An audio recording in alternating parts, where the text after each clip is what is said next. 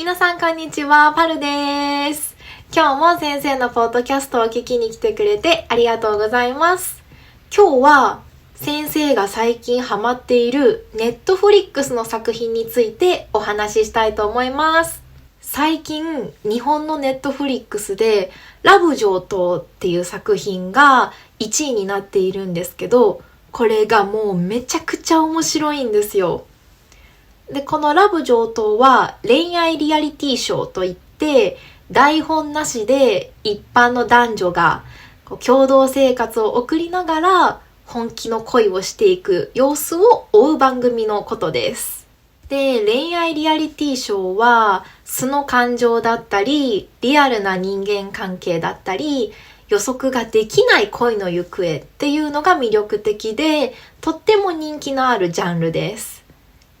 で、省略して恋リアと呼ばれることもあります。今回、どうしてこのラブ上等がこんなにも人気が出たのかというと、それは出演者の個性の強さにあると思います。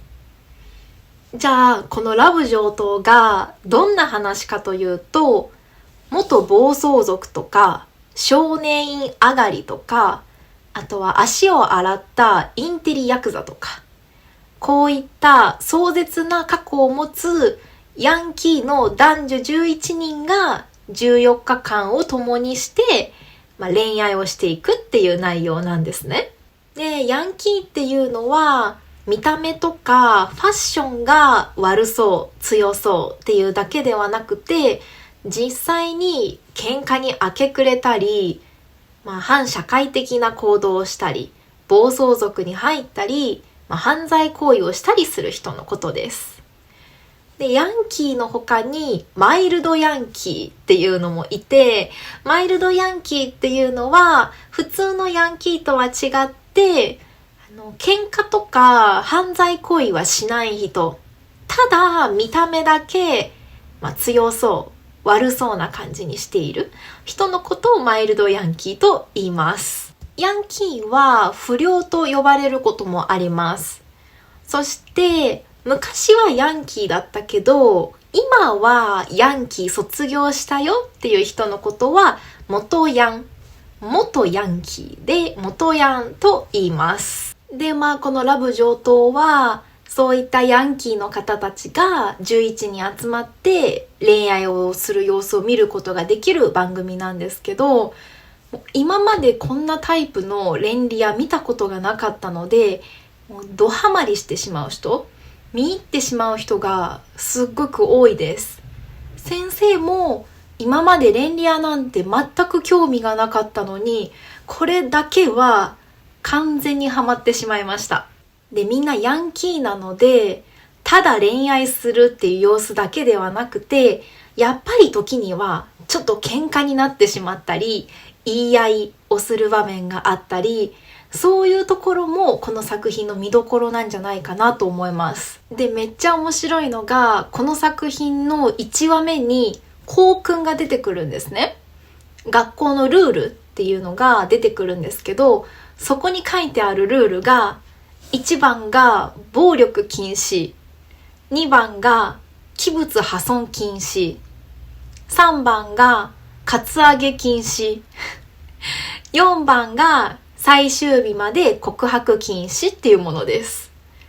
今までこんな校訓というか恋リアのルールを見たことがなかったので、これめっちゃ面白いなと思いました。カツアゲっていうのは恐喝と巻き上げるを合わせた日本語で、人を脅したりとか暴力を振るって無理やり金品を奪い取る犯罪行為のことです。集まっている人たちがヤンキーの方たちなので、そういうルールが書かれているんですね。これがすごい面白いなと思いました。で、この作品は日本のヤンキーがどんな感じなのか。で、もちろん恋愛の様子、それからいつ喧嘩が始まるんだろうっていうドキドキ感を味わえるので、もしよかったら皆さん見てみてください。本当にめっちゃ面白いです。で、このポッドキャストを聞いてくれている方は、みんな日本語を勉強していると思うので、日本語で聞くのも全然 OK です。